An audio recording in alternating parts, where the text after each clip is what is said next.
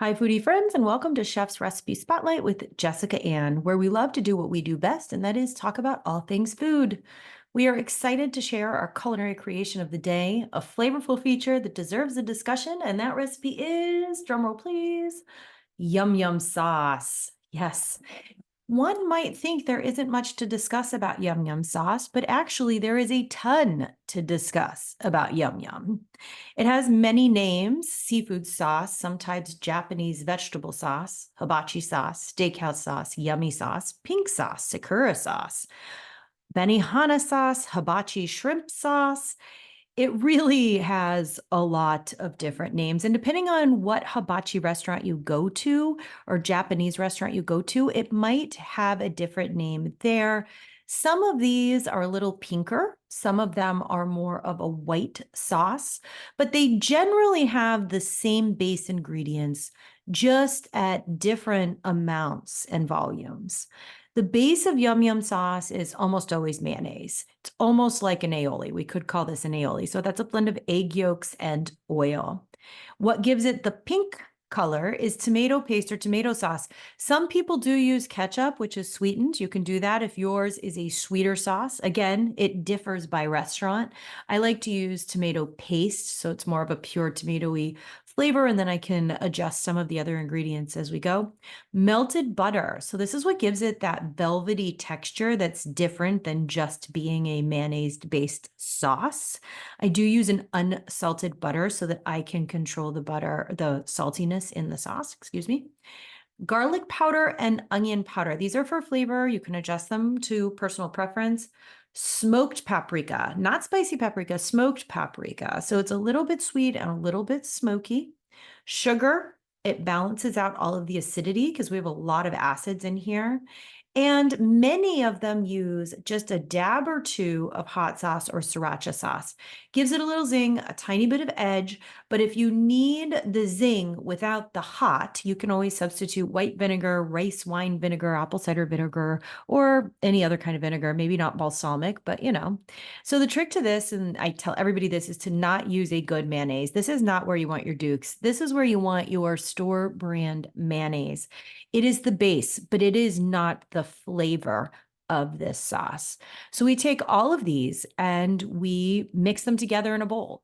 The next step is to chill them. Let those flavors marry. You can, of course, just eat it as soon as you make it, but it is going to be so much more cohesive if you give it some time to rest.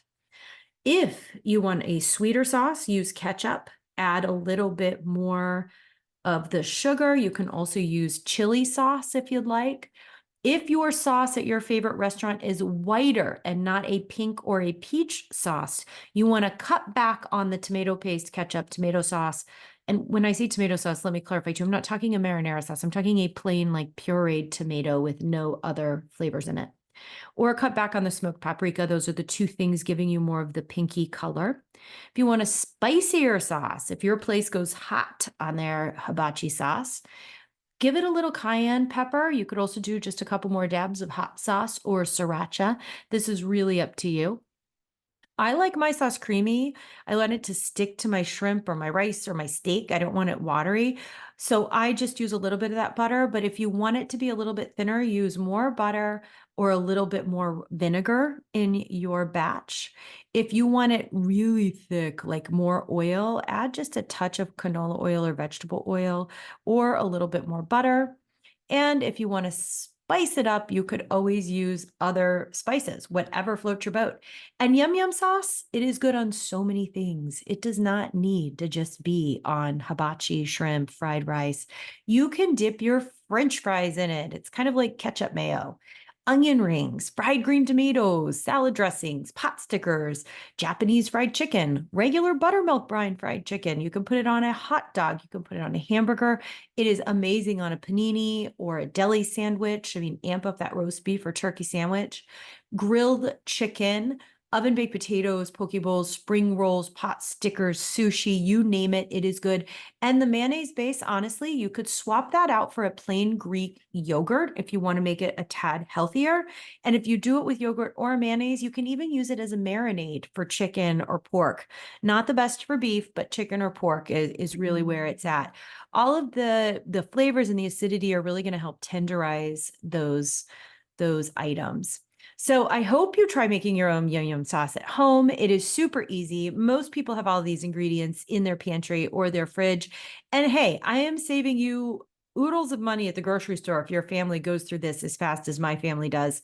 I've seen bottles of yum yum go for $8.99 a bottle, and my kids just eat it up with their chicken nuggets. So I can only imagine how much money I'm saving, or at least that's what I like to tell myself. So, as always, I hope I gave you some culinary inspiration. I love to hear your thoughts, comments, experiences, tips, and tricks.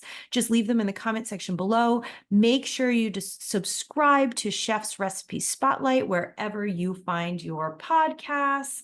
We want to hear from you and we want to keep the food discussion going. From my kitchen to yours, have a fabulous day.